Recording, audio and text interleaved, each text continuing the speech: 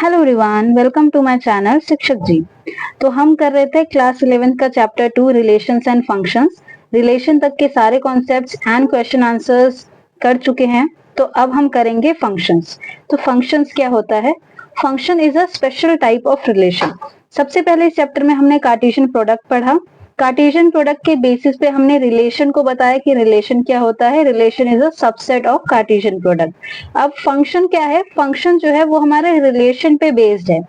Function एक special type का relation होता है। ठीक है, सबसे पहली बात तो आपको ये याद रखनी है कि फंक्शन जो है वो एक रिलेशन ही होता है, बट एक स्पेशल टाइप का रिलेशन होता है। और relation F is called function. कोई भी रिलेशन जो है वो फंक्शन कब बनता है? हमें उसकी एक कंडीशन दी हुई है, अगर ये कंडीशन सेटिस्फाई हो रही है यानी कि वो रिलेशन जो है फंक्शन भी है, अदरवाइज वो नहीं है। ठीक है, कंडीशन क्या है? Every element of set A has one and only one image in set B. देखिए, सबसे पहले हम कार्टेशियन प्रोडक्ट बनाते हैं और उसके ऊपर हम रिलेशंस बनाते हैं। जब हम रिलेशंस बना रहे थे तो हमने देखा था कि हम बना रहे थे ordered pair.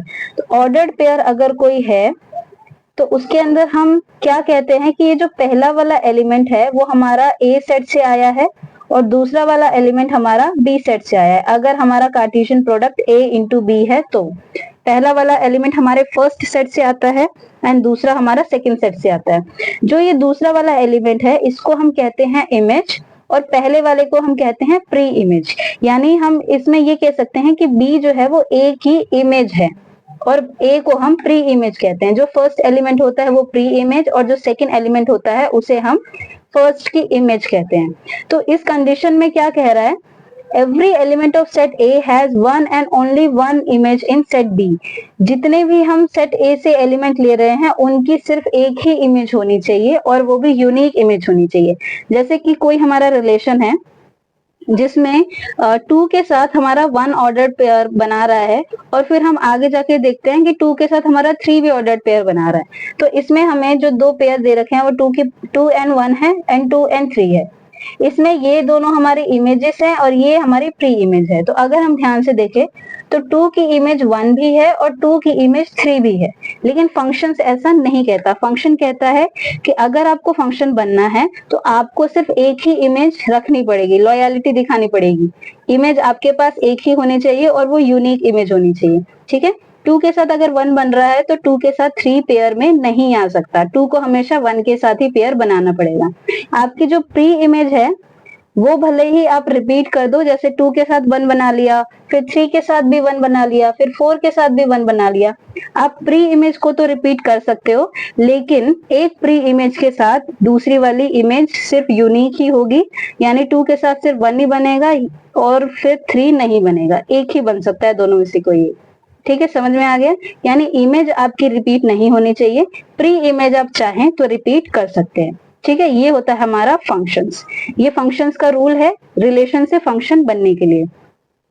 Function F, function from A to B, जब भी हमें ये डिफाइन करने के लिए बोलेगा तो उसको हम F such that A to B भी लिख सकते हैं। इसका मतलब ही होता है कि ए इंटू बी जो हमारा कार्टेशियन प्रोडक्ट है उसके ऊपर हमने कोई रिलेशन बनाया है जो कि इस कंडीशन को पूरी करने के बाद फंक्शन बन गया है। तो F such that A to B का मतलब होता है function from A to B. ठीक है, कुछ एग्जांपल्स देख लेते हैं। पहला रिलेशन दे रखा है जिसमें हमारा ऑर्डर्ड पेयर है 2 1 3 1 एंड 4 2।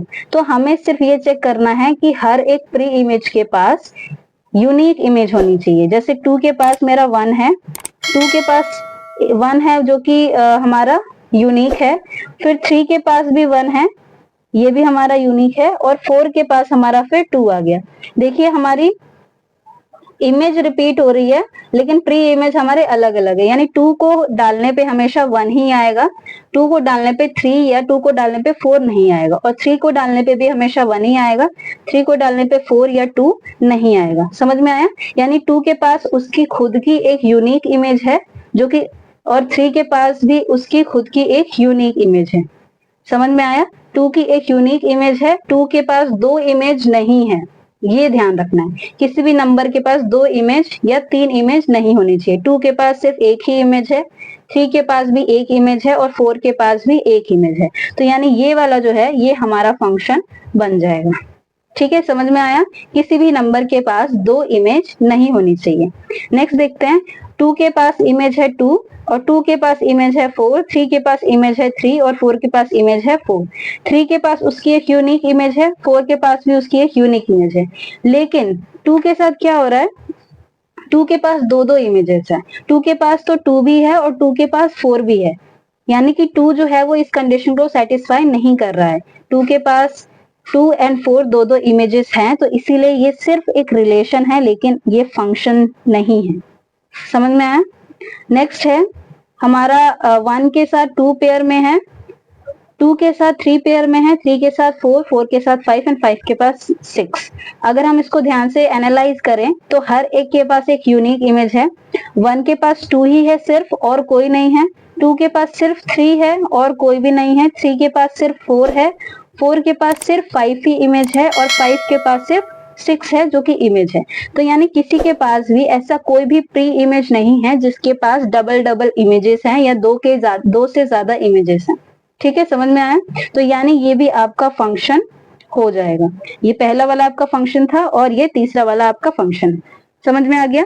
आपको सिर्फ ये चेक करना है कि किसी भी एलिमेंट, जो पहला एलिमेंट है सेट ए से आया हुआ है, उसके पास दो इमेजेस नहीं होनी चाहिए, उसके पास एक ही इमेज होनी चाहिए।